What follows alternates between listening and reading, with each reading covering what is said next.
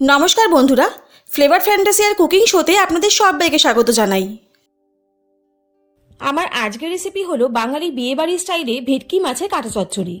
ভেটকি মাছের কাঁটা চচ্চড়ি বাঙালিরা খেতে ভালোবাসে না, খুব কম পাওয়া যায়, কিন্তু অনেকের আষ্টে গন্ধ হওয়ার জন্য আর বিয়েবাড়ির মতো স্বাদ না আসার জন্যই করতে চায় না। তাই আজকে আপনাদের দেখাবো একটা সিক্রেট মশলা সহ কিভাবে ভেটকি মাছের কাঁটা চচ্চড়ি বানাবেন, আর তার স্বাদও হবে একদম বিয়েবাড়ির মতন।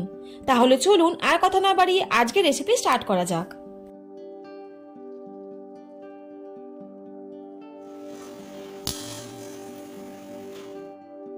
এই রান্নাটা করার জন্য আমি এখানে 1 কেজি ভেটকি মাছ নিয়েছি আর কাঁটাটাকে পরিষ্কার করে ধুয়ে নিয়েছি। আপনারা চাইলে কাঁটা ধোয়ার পর লবণ আর হলুদ গুঁড়ো মাখিয়ে রাখতে পারেন, তবে আমি কাঁটা ভাজার সময় লবণ আর হলুদ গুঁড়ো দিয়ে ভাজবো। প্রথমে একটা সিক্রেট মশলা তৈরি করে নেব।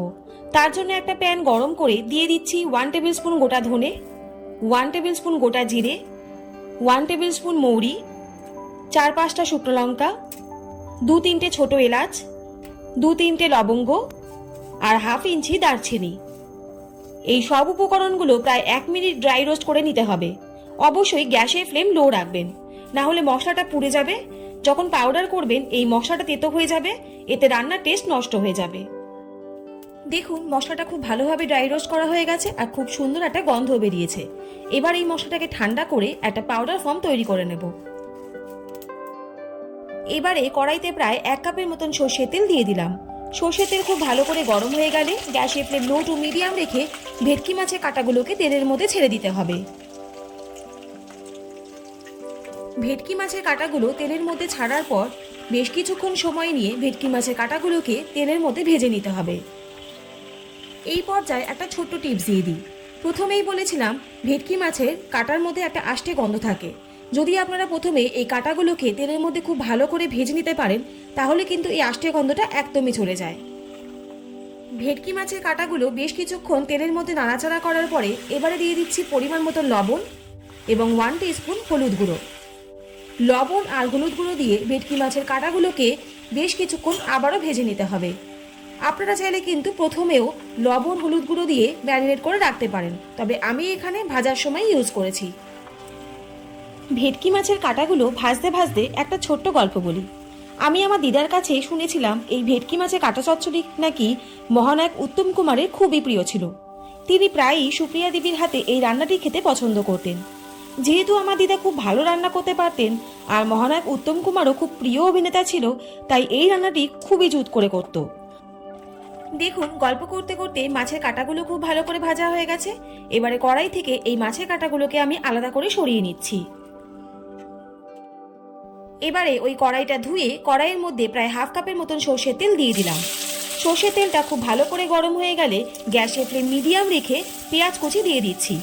আমি এখানে প্রায় 4টে পেঁয়াজ কুচি করে নিয়েছি আর পেঁয়াজটাকে একদম মিহি স্লাইস করে নিয়েছি। পেঁয়াজগুলোকে খুব ভালো করে প্রায় 2 থেকে 3 মিনিটের মতন ভেজে নিতে হবে, যতক্ষণ না পর্যন্ত পেঁয়াজটা নরম হয়ে আসছে আর পেঁয়াজের কালারটা গোল্ডেন ব্রাউন হয়ে যাচ্ছে। দেখুন পেঁয়াজের কালারটা খুব সুন্দরভাবে চেঞ্জ হয়ে গেছে, তবে পেঁয়াজ কিন্তু খুব লালচে করে ভাজার প্রয়োজন নেই, এতে রান্নার স্বাদ নষ্ট হয়ে যায়। এবার আমি দিয়ে দিচ্ছি কয়েকটা টুকরো আলু। আমি এখানে প্রায় 3টে আলু নিয়েছি আর 3টে আলুটাকে আমি হাফ করে কেটে নিয়েছি। আলুটা দিয়ে পেঁয়াজের সাথে প্রায় 1 মিনিটের মতন একটু নাড়াচাড়া করে নিতে হবে। এবার আমি দিয়ে দিচ্ছি এর মধ্যে পরিমাণ মতন লবণ আর দিয়ে দিচ্ছি 1/2 টিস্পুনের মতন হলুদ গুঁড়ো। লবণ আর হলুদ গুঁড়ো দিয়ে আলুটাকে প্রায় 2 থেকে 3 মিনিটের মতন ভেজে নিচ্ছি। প্রায় 2 থেকে 3 মিনিটের মতন আলুটাকে পেঁয়াজের সাথে ভালো করে ভাজার পর এবার আমি কিছু মশলা অ্যাড করব। প্রথমে দিয়ে দিলাম 1 টিস্পুন জিরে গুঁড়ো, 1 টেবিল স্পুন ধনে গুঁড়ো, 1 টেবিল স্পুন লঙ্কার গুঁড়ো আর দিয়ে দিচ্ছি 2 চামচের মতন আদা রসুন বাটা। এই সব কিছু মশলার সাথে আলুটাকে আমি প্রায় 4 থেকে 5 মিনিটের মতন খুব ভালো করে কষিয়ে নেব। এই পর্যায়ে একটা ছোট্ট টিপস দিয়ে দিই। আলুগুলো যদি আপনারা চান আপনারা আগে সেদ্ধ করে রাখতে পারেন, এতে রান্নাটাও একটু তাড়াতাড়ি হয় আর আলুটাও খুব তাড়াতাড়ি সেদ্ধ হয়ে যায়। এই পর্যায়ে মশলাগুলো যাতে পুড়ে না যায় তার জন্য আমি অল্প একটু জল অ্যাড করলাম। জলটা দিয়ে মশলাটাকে আর আলুটাকে আমি আরও কিছুক্ষণ কষিয়ে নেব আর খুব ভালোভাবে জলের সাথে মিশিয়ে নিচ্ছি। এই পর্যায়ে আমি এখানে কয়েকটা চেরা কাঁচা লঙ্কা দিয়ে দিলাম। আমি এখানে প্রায় 5 থেকে 6টা লঙ্কা দিয়ে দিয়েছি। ঝালটা তবে অবশ্যই কিন্তু আপনাদের পছন্দ মতো দিয়ে দেবেন। লঙ্কাটা দিয়ে মশলাটাকে আমি আরও কিছুক্ষণ কষিয়ে নিচ্ছি, যতক্ষণ না মশলা থেকে তেল ছেড়ে দিচ্ছে। দেখুন মশলা থেকে কিন্তু তেলটাও ছেড়ে দিয়েছে। এই পর্যায়ে এবারে ভেজে রাখা ভেটকি মাছের কাঁটাগুলোকে দিয়ে দিতে হবে।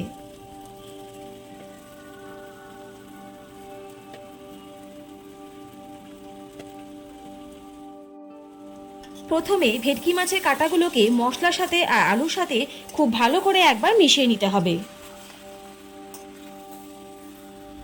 সবকিছু খুব ভালো করে মেশানো হয়ে গেলে ভেটকি মাছের কাঁটাগুলোকে প্রায় 4 থেকে 5 মিনিটের মতন খুব ভালো করে আমি মশলার সাথে কষিয়ে নিচ্ছি। মশলার সাথে কাঁটাগুলোকে খুব ভালো করে কষানো হয়ে গেলে এই পর্যায়ে আমি এখানে পরিমাণ মতন জল দিয়ে দিলাম। আমি এখানে প্রায় 2 কাপের মতন জল দিয়ে দিয়েছি। জলটা অবশ্যই আপনাদের পরিমাণ মতন দিয়ে দেবেন। জলটা দেওয়ার পর ভেটকি মাছের কাঁটাগুলোকে খুব ভালো করে একবার মিশিয়ে নিচ্ছি। সবকিছু খুব ভালো করে মেশানো হয়ে গেলে গ্রেভির জলটা শুকনো হওয়া পর্যন্ত কিছুক্ষণ রান্না হতে দেব।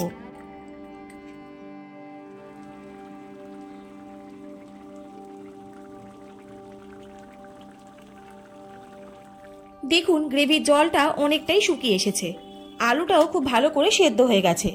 তবে এই রান্নার মাঝে মাঝে কাঁটাগুলো নাড়াচাড়া করতে থাকবেন, না হলে কড়াইতে লেগে যাওয়ার সম্ভাবনা থাকবে। এই পর্যায়ে দিয়ে দিচ্ছি ভাজা মশলার গুঁড়ো, যেটা আমি প্রথমেই ড্রাই রোস্ট করে মশলাগুলোকে করে রেখেছিলাম। আর দিয়ে দিচ্ছি 2 টেবিল স্পুন ঘি। দেখুন মশলা থেকে কিন্তু তেলটাও বেরিয়ে এসেছে। এই পর্যায়ে ঘি আর গরম মশলা দিয়ে সবকিছু একবার খুব ভালো করে মিশিয়ে নিতে হবে। তাহলে এখন তো বিয়েবাড়ির সিজন চলছে, যদি বিয়েবাড়ির নিমন্ত্রণ না পান তাহলে আর দুঃখ কিসের। বাড়িতেই এই রেসিপিটা ফলো করে অবশ্যই একবার এই রেসিপিটা ট্রাই করবেন, দেখবেন সবাই আপনার রান্নার প্রেমে পড়ে যাবে। তাহলে আজকের রেসিপিটা আপনাদের কেমন লাগলো অবশ্যই কিন্তু কমেন্ট করে জানাবেন। আর যদি ভালো লাগে তাহলে চ্যানেলটা please like, share and subscribe করতে ভুলবেন না। আর পাশে থাকা বেল আইকনটা অবশ্যই প্রেস করে দেবেন, যাতে এরকম নিত্য নতুন রেসিপি আপনাদের কাছে সবার প্রথম চলে যায়। সবাই সুস্থ থাকুন, ভালো থাকুন, অনেক ধন্যবাদ পাশে থাকার জন্য। দেখা হচ্ছে নেক্সট কোনো ভিডিওতে, ততক্ষণের জন্য টাটা।